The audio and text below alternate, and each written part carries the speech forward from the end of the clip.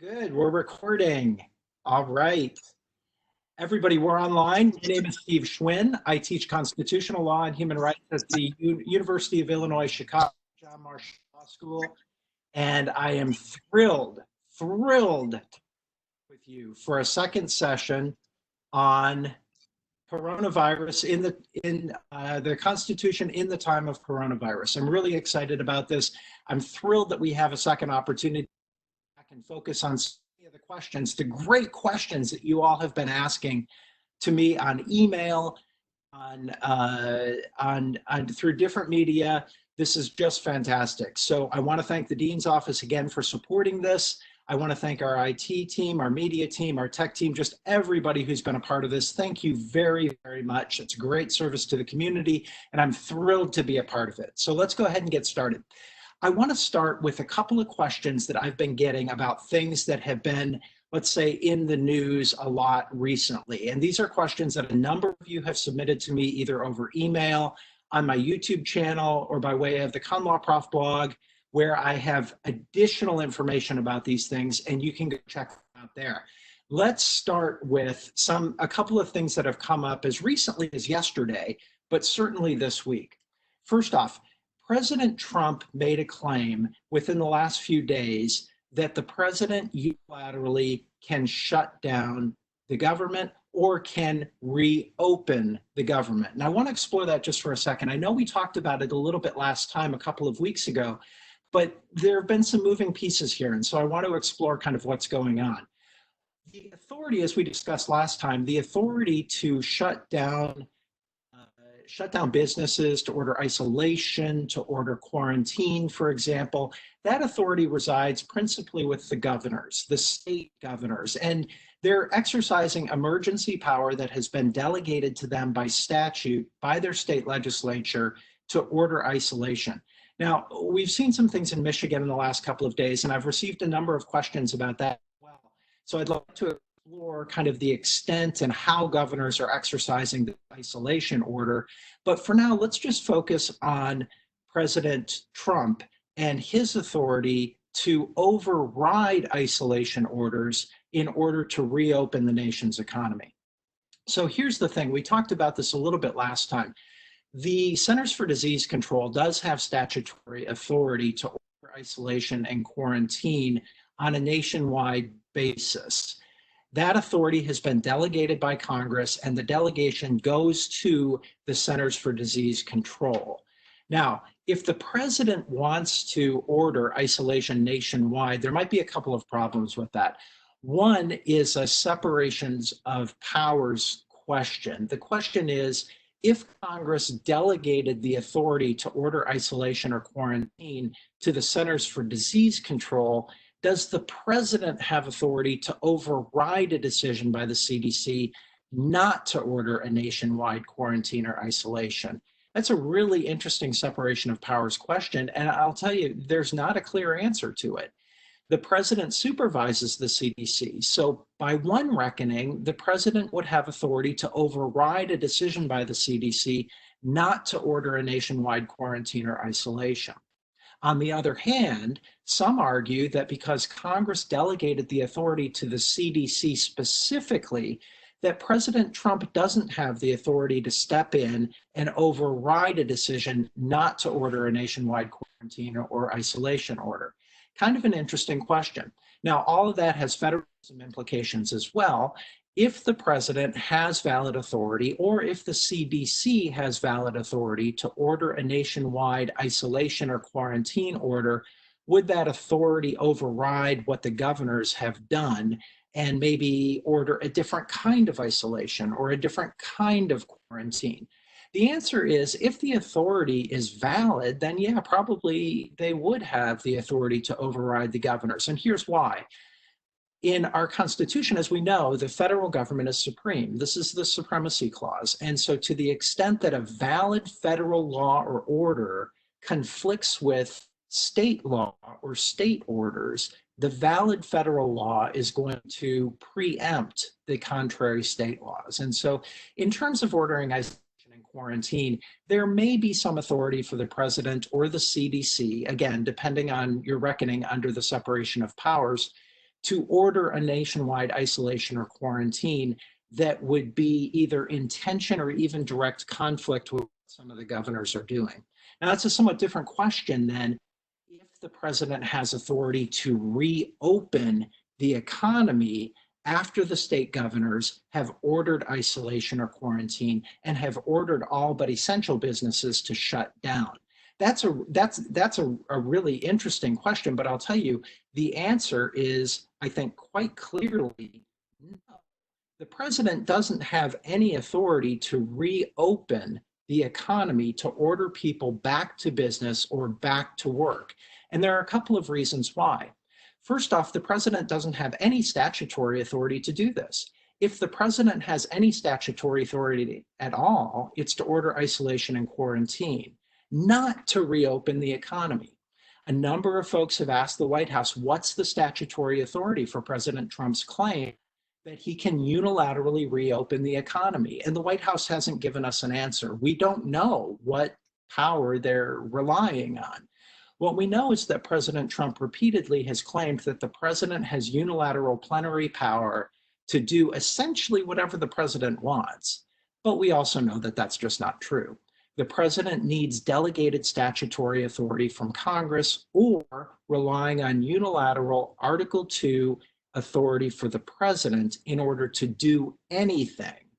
And it doesn't look like there's a statute, and certainly nothing in Article 2 that would allow the president to order people back to work and override governor's isolation orders. Now, there's another problem here. And the problem goes back, kind of ironically, to the Obamacare case that the Supreme Court ruled on several years ago. One of the pieces of Obamacare was that individuals had to buy health insurance. Congress purported to enact that requirement under its authority under the Commerce Clause and under taxing power. Let's focus on the Commerce Clause for a second.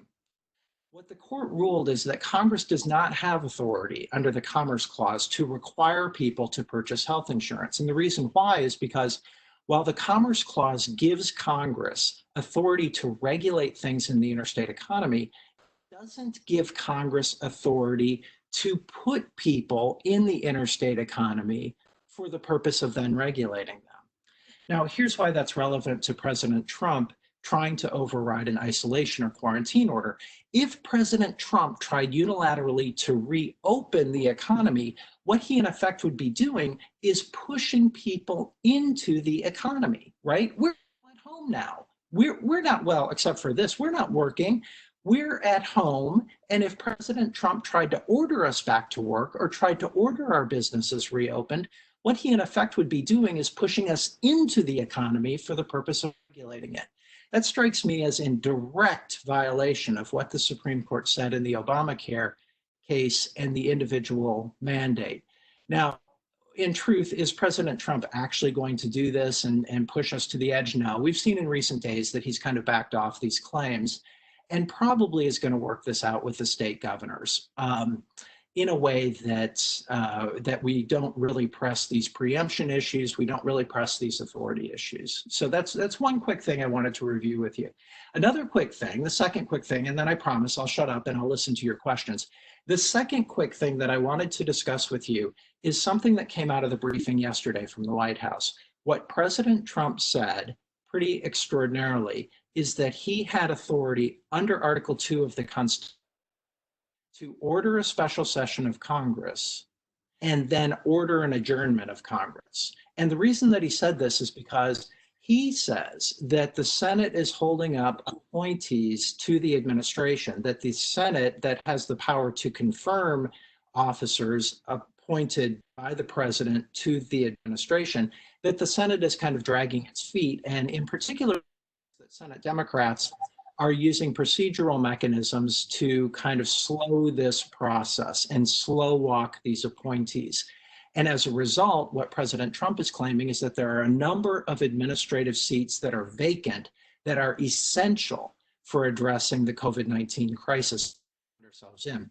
And so the question is, well, does the president really have the power to do that?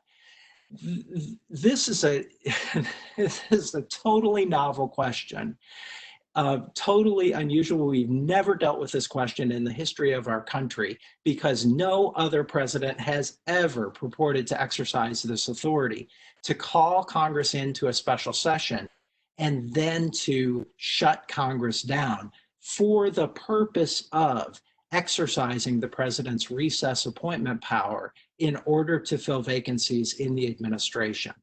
This would truly be extraordinary, singular, never happened before in our country's history, right? I mean, that just say it with me, like, wow, that's huge, right? And so the president is claiming this authority. He's pointing to a provision in the Constitution that some say actually may reasonably read to support that authority, and others say, no, it's probably not read to support that authority. The better reading does not support the president's authority to do that. And even if it did, the way that it would operate would functionally prohibit the president from exercising that authority. This is one of those, we're sort of in the constitutional Wild West. It's just crazy times these days between the coronavirus and having an occupant in the Oval Office who, love him or hate him, we've got to agree, has asserted and exercised rather robust, expansive executive authority, and really has kind of pushed us to the edge of thinking about separation of powers and federalism questions. And this is just the latest example of that. I wanted to bring it to your attention if you missed it in the news cycle, because it really is a big deal. This is the kind of thing that we ought to pay extreme attention to. Okay. So I've talked long enough. There are 72 people online. I am so jazzed about that. Thanks for joining. And if you have questions, as I know you do, if you would filter them through Peggy, that would be great.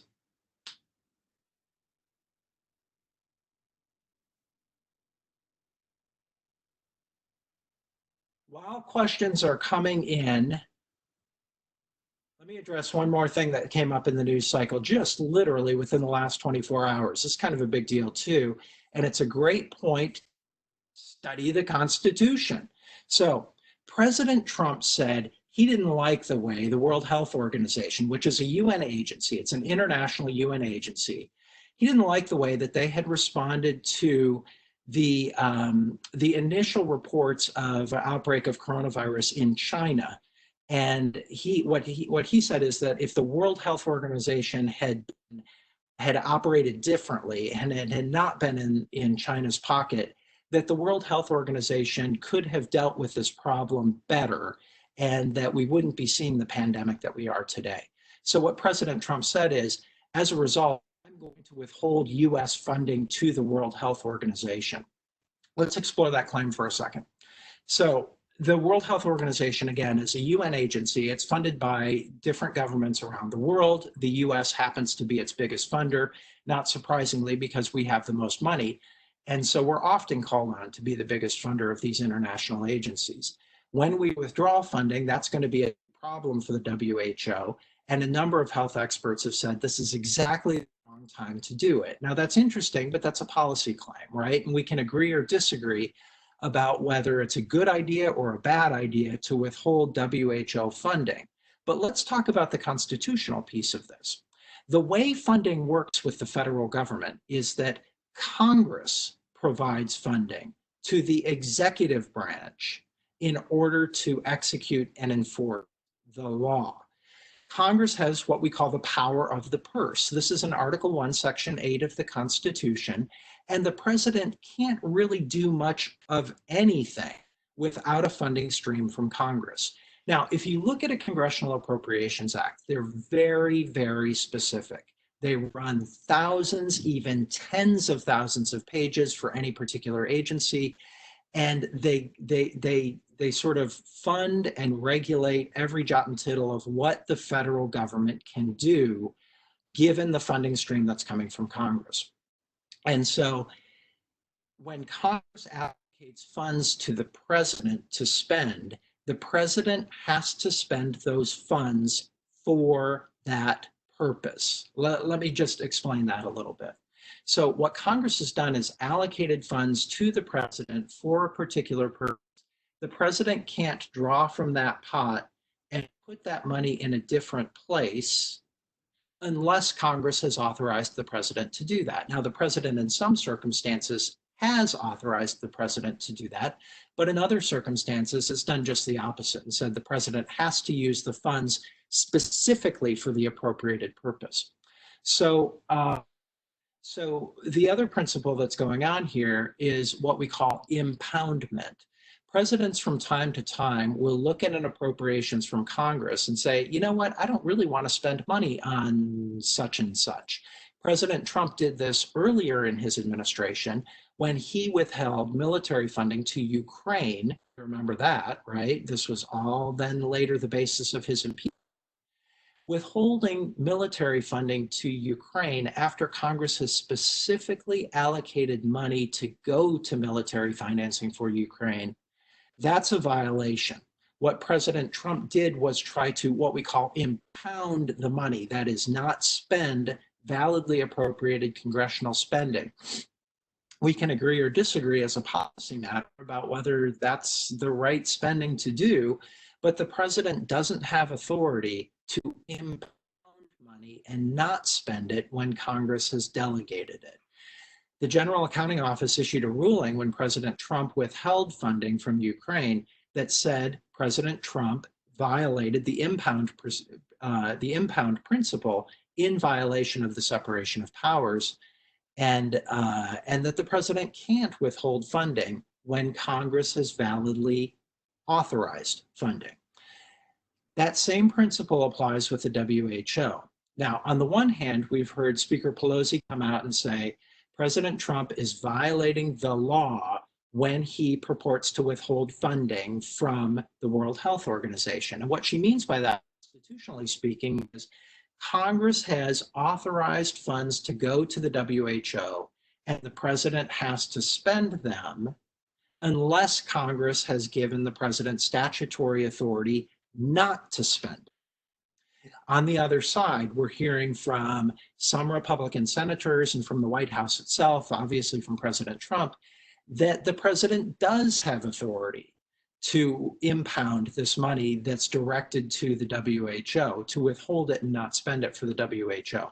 And what they mean by that claim, constitutionally speaking, is that there's statutory, think of it as kind of statutory wiggle room for the president here, that there's a statutory provision that allows the president not to spend it on the WHO or to spend it for some other purpose, to take it from the WHO pot and put it in a different pot under certain circumstances that the president presumably can determine.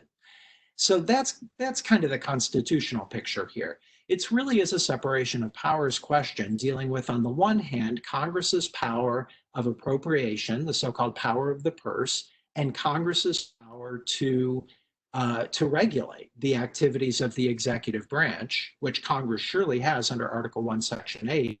And on the other hand, the president's authority within whatever statutory scheme Congress has passed, the president's authority to, well, in this case, to impound money and not spend it on the WHO.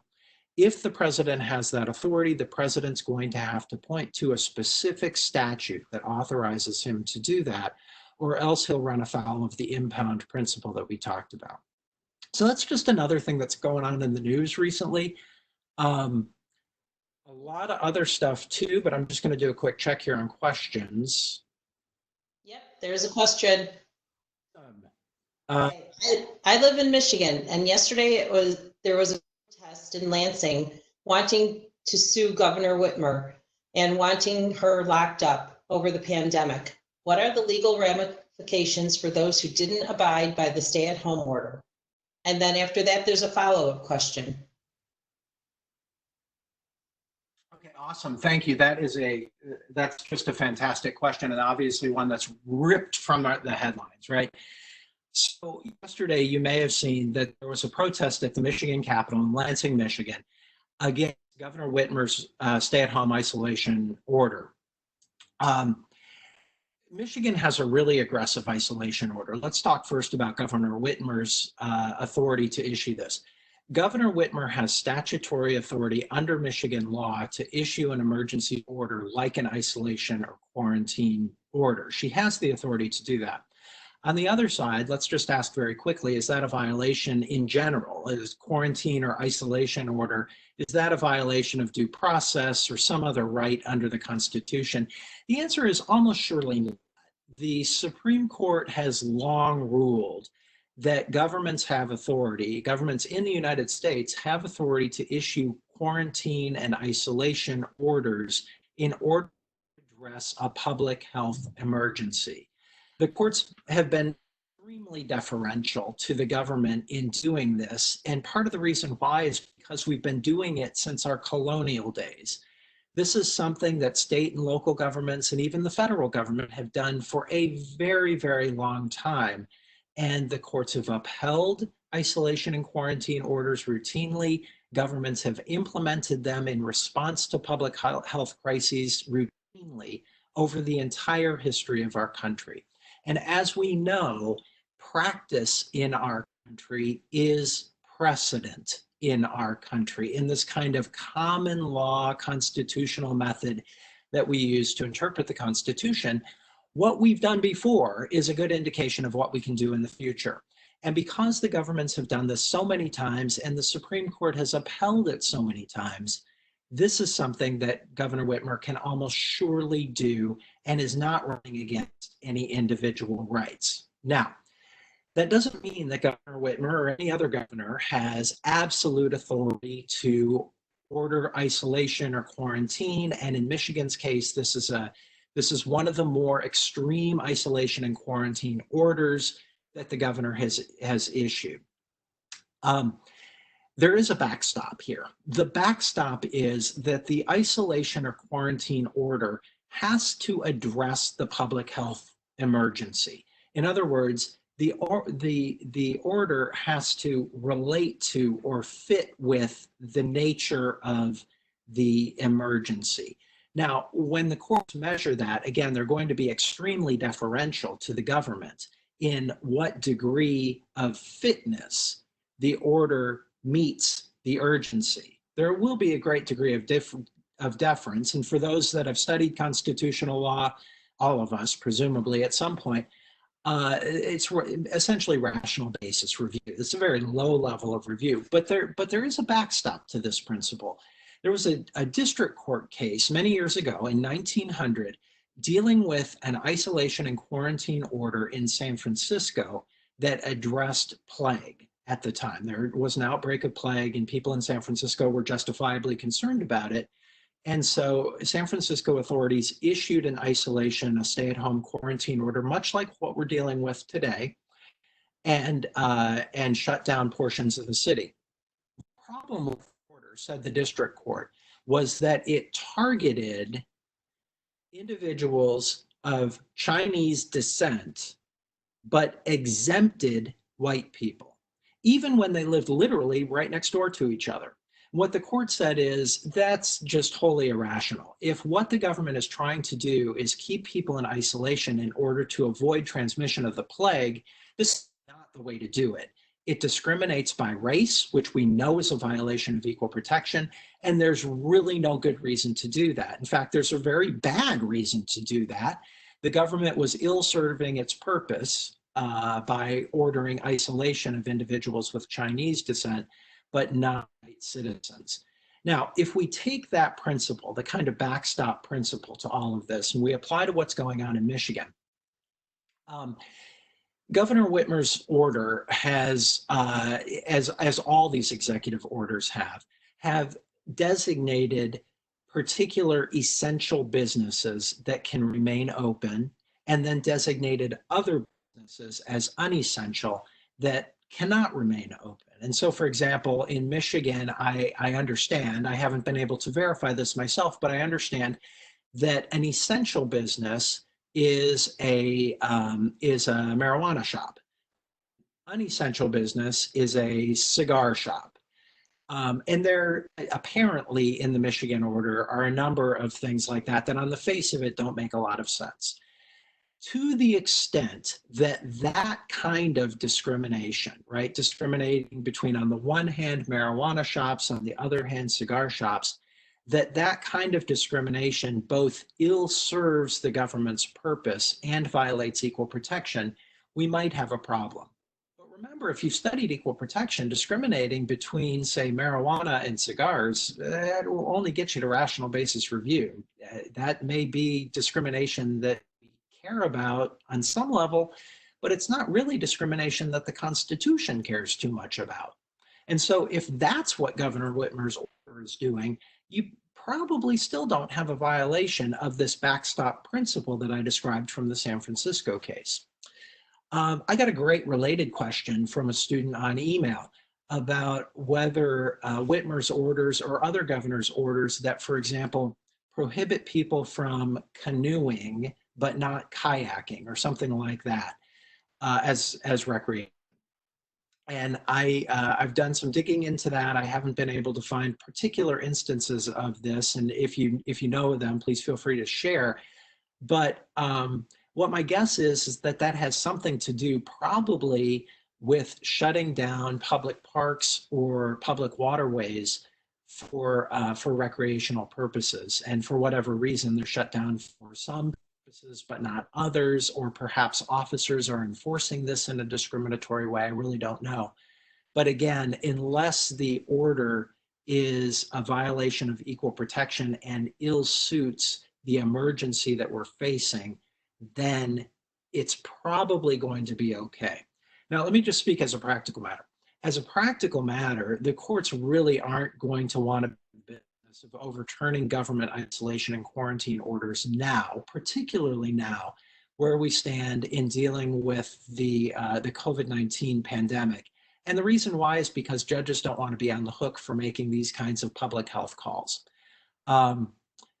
Judges are going to be extremely reluctant to second guess state executives or state legislatures or even local health officials in issuing these kinds of orders. And so I would expect a measure of deference that we don't usually see given the nature of the emergency. Peggy, let me just address another piece of this that also is related to the protests in Michigan. So obviously when people come out and protest at the state capitol ground in Michigan, and you can see this, there are YouTube videos, there are videos all over the news, they're going to, in protesting, they're going to be violating isolation and stay-at-home orders, right? I mean, that's kind of the nature of protest. And moreover, they're going to be coming together closer than 6 feet and violating other principles that we've heard about, like wearing masks and, you know, these kinds of things. They're going to claim that they have a First Amendment free speech right or a First Amendment association right to do those things. Well, not really.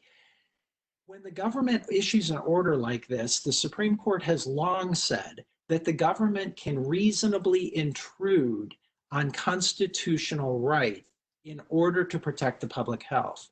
And so if any of the protesters were arrested for protesting, they'll surely raise a free speech or free association claim, but I'm equal it will fail in the courts. And the reason why, again, is because the courts have long held that the government can issue reasonable isolation and stay away orders even when they infringe on constitutional rights, so long as it's reasonable, and again, so long as the order meets the public health emergency. Now, just on that point, you might have paid attention in the last, 10 days or so, the Fifth Circuit ruled on a couple of cases out of Texas. So the Texas governor also shut down businesses and designated some essential, some non-essential, and designated abortion providers as non-essential. Raised a claim, right? And what abortion providers said was that violates the fundamental right to abortion, which we know is good law under Roe versus Wade as modified by Casey and subsequent decisions.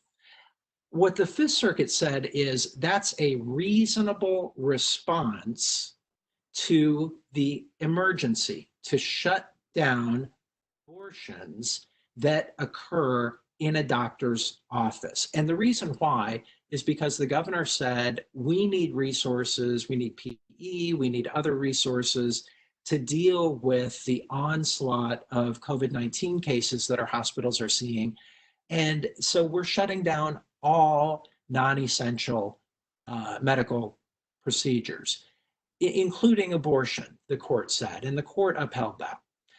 The court also said that this is only temporary, right? Now we know that ability to obtain an abortion is not temporary, but the court did emphasize that this is only a temporary order. And the court also was very careful to say that if any particular woman sought to exercise her fundamental right to an abortion under Governor Abbott's order in Texas, that she can raise an as-applied challenge to the order and probably get a judicial injunction that would allow her to get an abortion under the circumstances. And so the governor's order is not unconstitutional on its face, but on an as-applied basis, the courts would almost surely allow a woman to exercise her fundamental right to an abortion. On the other hand, the Fifth Circuit just this week ruled that does not apply to medication abortions. Abortions that are effected by taking oral medication do not raise the same resource issues that an in-office abortion would raise. And so therefore the Fifth Circuit said that does not fall under a non-essential service. That does violate the right to abortion enough. And taking oral medication to effect an at-home abortion has nothing to do with preserving resources to deal with the COVID-19 crisis. And so that's just not in play. And the court said that Governor Abbott's order cannot apply to medication abortions. Just kind of something, deeply important going on out of the Fifth Circuit that relates to this clash between governor stay-at-home isolation orders and individual rights. Now, the other thing I wanted to address about the free speech issue was that, when the government orders isolation or stay at home and individuals are protesting in a public forum, what the governor has done is issue what we would call a time, place, and manner restriction on speech that's neutral with regard to its content and designed to achieve a really important public objective, and that is non-transmission of the coronavirus. And so even applying First Amendment free speech principles to the protesters in Lansing yesterday, even applying those principles, they almost surely don't have a First Amendment free speech claim. Okay, Peggy, thank you. There was a follow-up. Okay, the follow-up to the first question is, let me get back to it, sorry. There are some sheriff, hang on.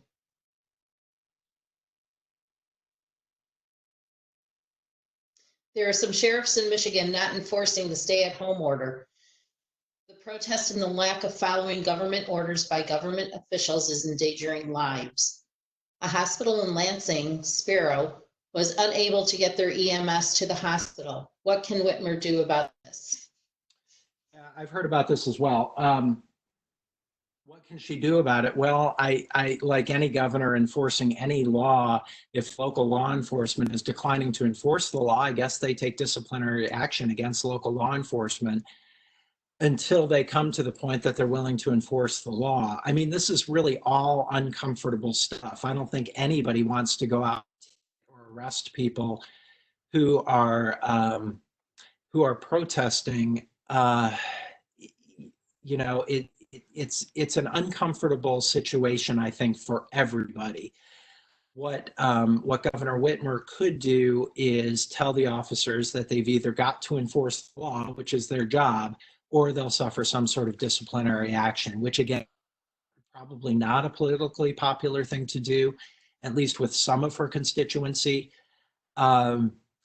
But she may deem that necessary at the end of the day, and that's the kind of thing that a governor would have to do. The next question is, can you speak in regards to the protest? What are the rights of the protesters during the pandemic?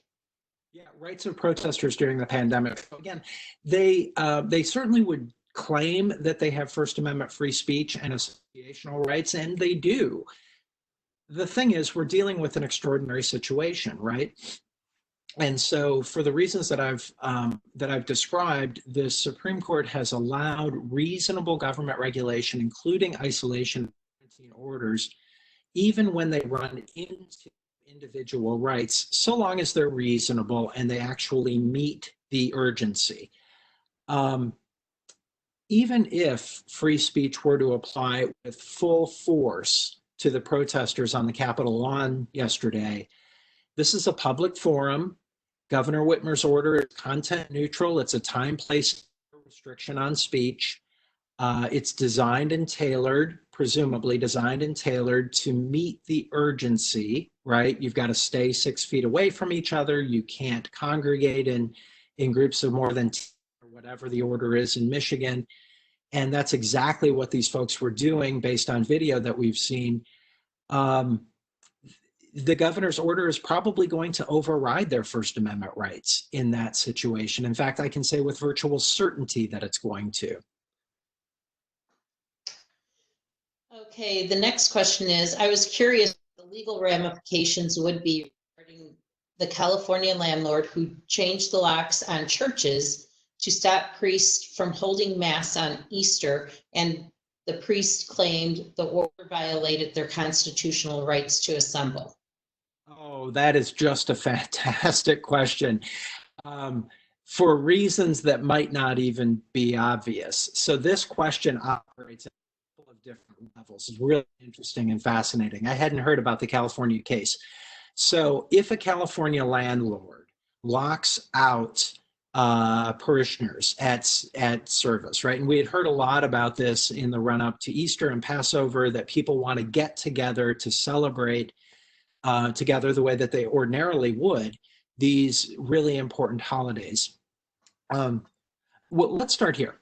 If a governor orders isolation or quarantine and a religion violates it for religious purposes, do we have a claim under the First Amendment? In particular, is there a claim under the Free Exercise Clause? Well, the answer is almost surely no, and let me explain why.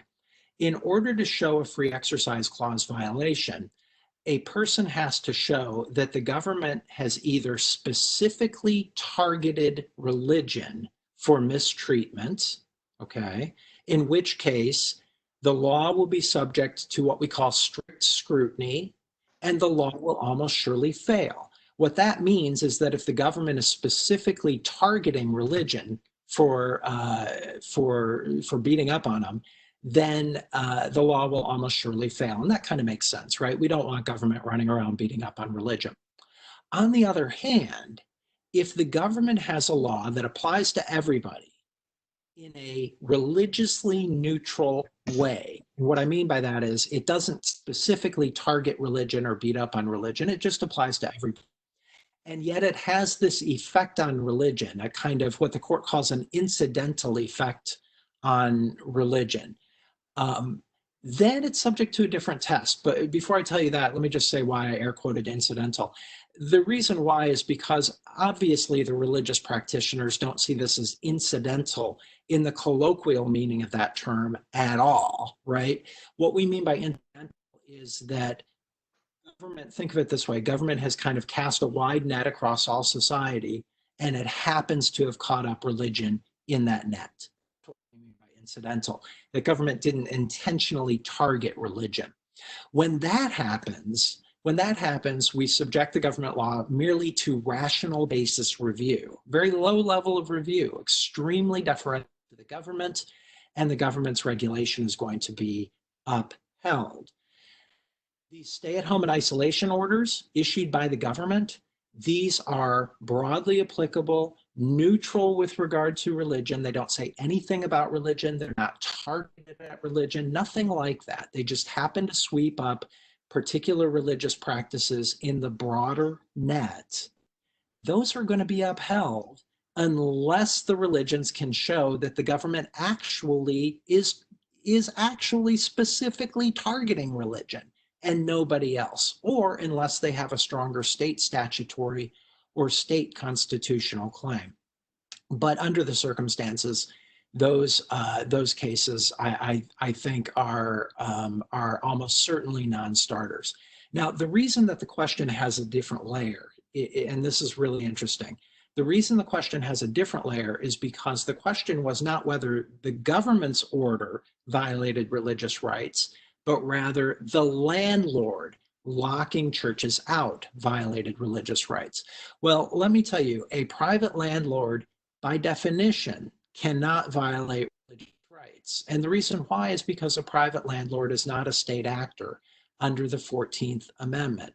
In order to have a violation under the 14th Amendment, which, as we know, incorporates the First Amendment right to religion, in order to have a violation, you have to have what we call a state actor.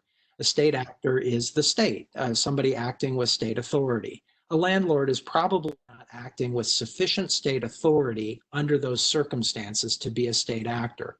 So there's probably not a religion violation on the part of the landlord, just because the landlord's probably not a sufficient government actor under the circumstances. There may be other claims against the landlord, though. I mean, you probably have trespass. There must be some sort of tort or criminal law against messing with other people's locks on their doors. And that kind of thing, I think, would be cognizable in the courts under the circumstances.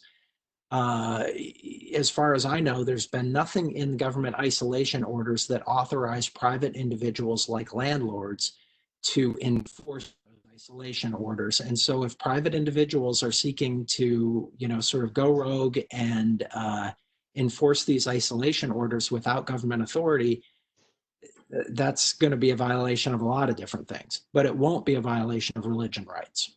Great question. Thank you. The next question. In North Carolina, police arrested some protesters and said protesting is non-essential. How much can we limit these rights under the stay-at-home order?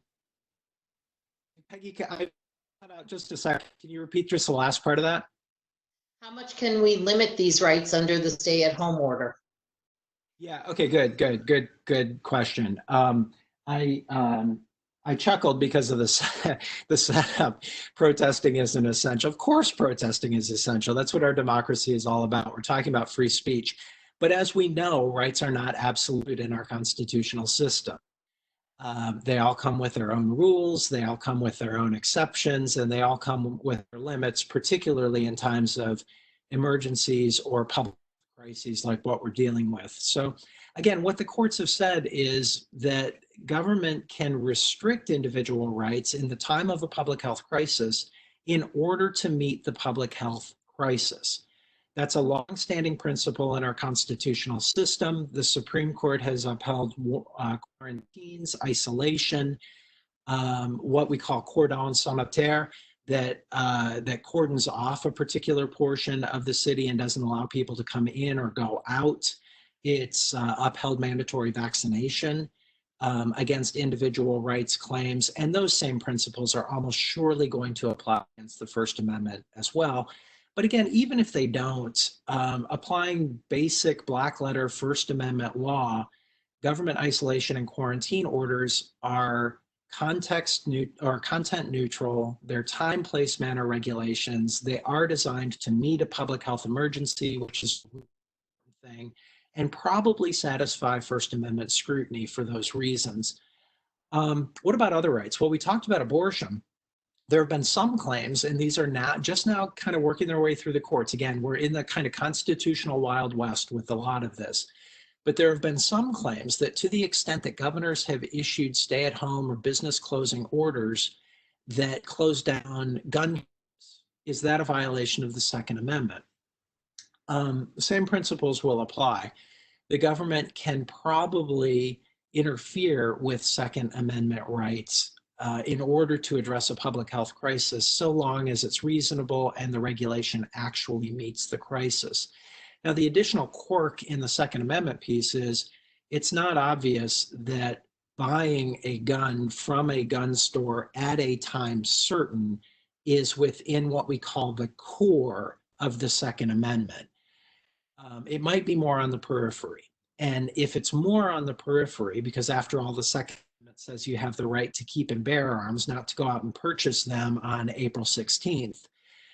If it's more on the periphery and not within the core of the Second Amendment right, the court's going to apply a lower level of scrutiny. And even if the Second Amendment did apply with full force in those circumstances, the Second Amendment doctrine, as it seems to be emerging in the lower courts, probably uphold the isolation order against a Second Amendment claim. We'll see, what the court say if they have anything more to say about this. What you want to keep your eye on is the evolving nature of the emergency, right? So how does the public health emergency change over time? Is it getting worse? Are we seeing improvements in health outcomes? Are we seeing other sort of dimensions of the problem change?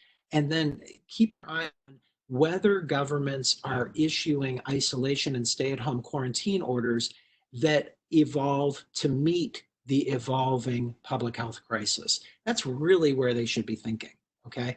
And some of this we don't know. Again, judges are going to be reluctant to jump in and overturn what state governors are doing, but you want to make sure that you don't violate that backstop principle where the government issues an isolation order, say, against one race, but not another race, even though they're living right next door to each other. That's just nonsensical and quite clearly a violation of equal protection, and the courts aren't going to stand for that kind of thing. So at what point do we approach that kind of problem? Well, it's hard to say, and it'll be interesting to see what the courts say as we kind of move through this. The next question, are the police allowed to stop anyone to see where they are going or what they are doing? Well, that's a good question. That's a really good question. It raises something else that we've been seeing in the news that I thought I'd throw out too. Can the police stop anybody for any purpose just to kind of see where they're going? As a general matter, no. The police need some degree of reasonable suspicion to stop you from walking on the street. But if there's an isolation and quarantine order that would otherwise prevent you from walking on the street, it might be the case that you walking on the street gives the police sufficient authority, a sufficient suspicion of your activity to go ahead and stop you. Again, this is, we're kind of in the constitutional Wild West here, so we'll see what the courts have to say about this. But what we can say with certainty is, as a general matter, no, the police can't just stop you on the street and demand to know where you're going. Of course, they could stop you and ask you, but you're free to decline to tell them. In the present circumstances, could you decline to tell them and get away with it? Probably not. That's probably going to raise the kind of suspicion that police would need to then take further action and investigate a little bit further. Larger question, whether the government can monitor our movement in order to track the progression of COVID-19 and coronavirus through the population. That's a harder question.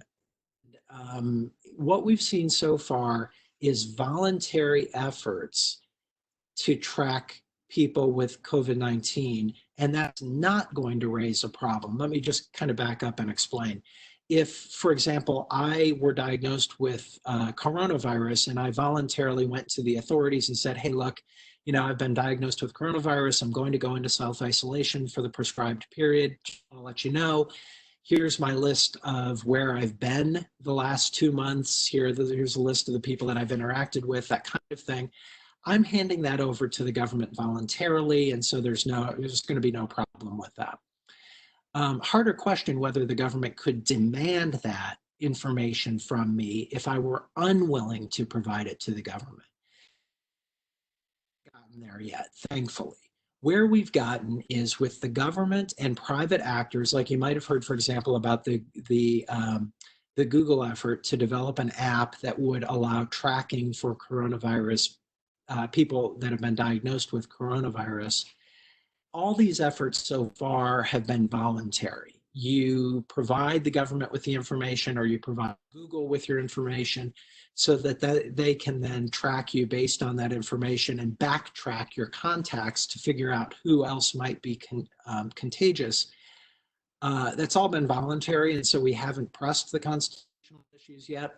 And further, in the Google app situation, unless Google is closely coordinating on this such that it could be a government actor, you won't have a violation anyway. I mean, this might be a violation of kind of abstract privacy interests that we have, and that's important, but it's not a constitutional violation. And the reason why is because Google's not a state actor, what we said before. We're just before the hour. Maybe, I don't know if you have any other questions? Yep, there's one more. Oh, awesome, perfect. There are people in Cook County Jail that cannot have their case heard right now because the courts are not in full session, and some of them have died. How do detainees' rights to a speedy trial fit with the isolation order?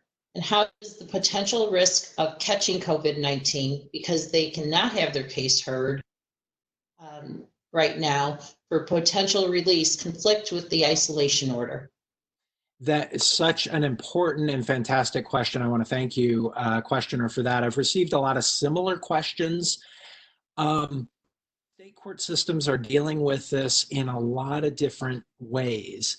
Mostly what they've done is they've said, we're going to kind of the right to a speedy trial because of the coronavirus pandemic and a fear of transmission if we have an in-person trial. And so we're going to stay the right to a speedy trial for a particular period until we can kind of see where we stand in, say, a couple of weeks, right? And for most detainees, this means continued detention without trial. It might mean transmission of coronavirus. That might mean that they get coronavirus or some other disease or illness while they're imprisoned. And those are going to be real big public health problems and personal problems for the detainee. But the theory here is that meeting the public health emergency allows the government to take action that would otherwise infringe on an individual right, like the right to a speedy trial, at least for a short period of time until we can kind of get things under control as a public health matter and figure out where we stand. That's the theory that the courts have kind of taken so far on this, and they haven't been pressed too hard as to whether that violates the Constitution. Obviously, it hasn't gotten to the Supreme Court. We just haven't had time for that. Again, this is one of those things that we're just going to have to keep our eye on and see how this unfolds over time. But it's just yet another example of where a government measure to deal with a public health emergency runs up against an individual right. This is a really important right, the right to a speedy trial, so that you're not detained indefinitely, and in the circumstances that you don't contract coronavirus. But the same principles are basically going to apply as long as the government measures are reasonably tailored to address the public health emergency. The courts are almost surely going to allow the government to do this, even as against a right to a speedy trial. Now, having said that, courts around the country are experimenting with all kinds of new and different technology on bail and bond hearings, on other kinds of hearings, and there's just kind of patchwork in different court systems in different states and in the federal system itself. And as we know, the Supreme Court's decided to hear oral arguments for its next sitting telephonically, which it kind of surprised me. I thought they would go with WebEx, as we are, or Zoom, or something that would allow them to see each other in person. The telephonic thing was a little surprising. Most courts have gone with WebEx, most appellate courts, and state and federal trial courts are experimenting with different technology to move cases as they can, with the understanding that a kind of temporary stay on in-person hearings of whatever type is probably going to be upheld against constitutional challenge. Do you have time for one more? I think you touched on this already. Yeah, of course. I'm more than happy to stay as long as there's an appetite. Okay. As Wuhan lifts their stay in place they've required each person to download an app that tracks their location to tell if they have been somewhere infected. Is there a way you could adopt a like policy constitutionally? Yeah.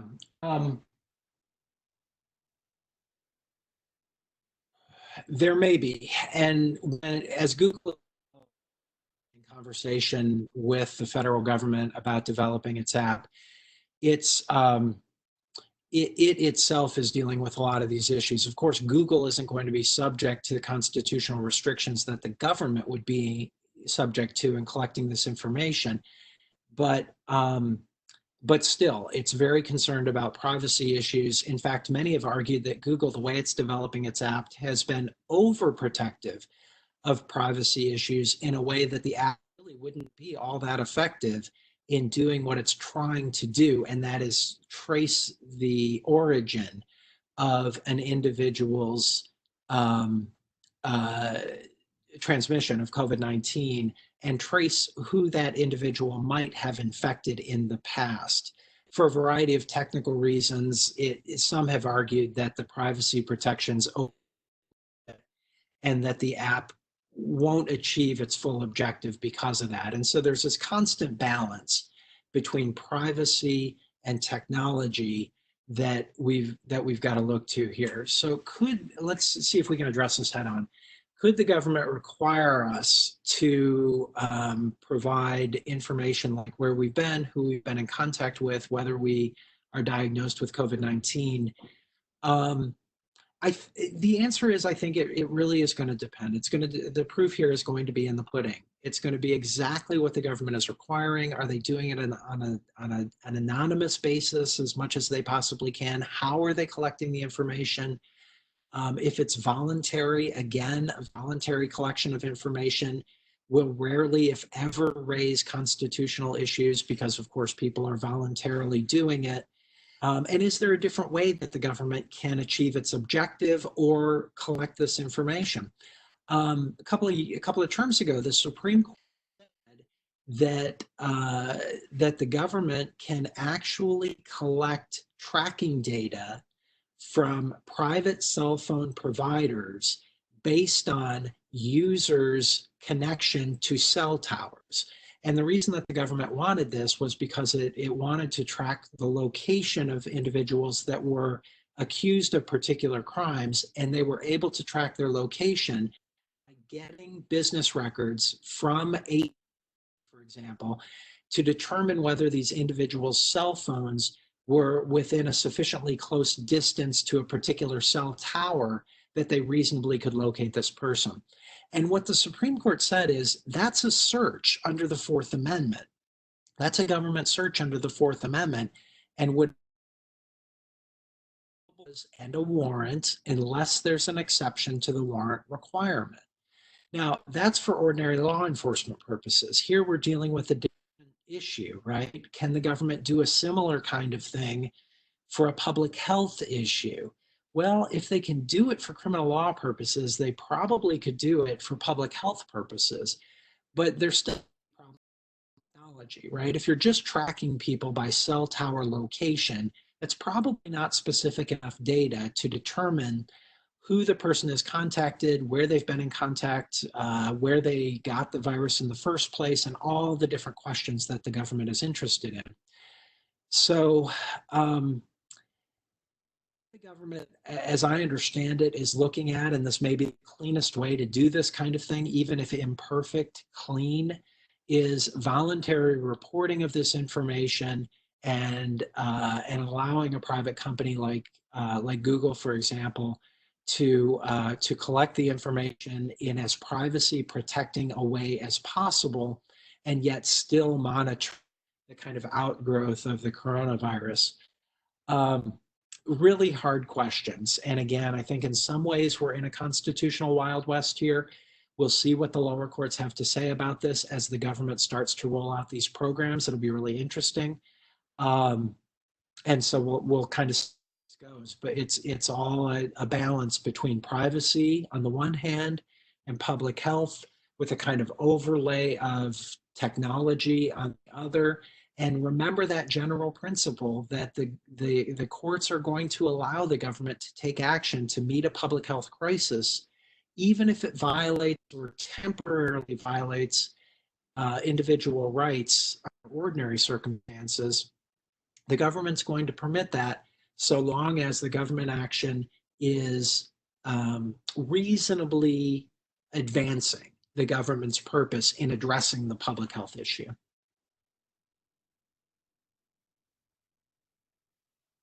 No other questions in the queue. Okay, so everybody, we've gone over, and I want to thank you for going over with me, and I want to thank you for attending. This has been fantastic. Great, great questions. Keep coming by email. If you want more information on this, you can check out the Con Law Prof blog where I blog. You can check out my YouTube channel, and obviously feel free to email me with any questions that you might have. And we'll just keep this conversation going. This has been really fantastic. I so appreciate your participation. And everybody, listen, please stay safe. Thank you.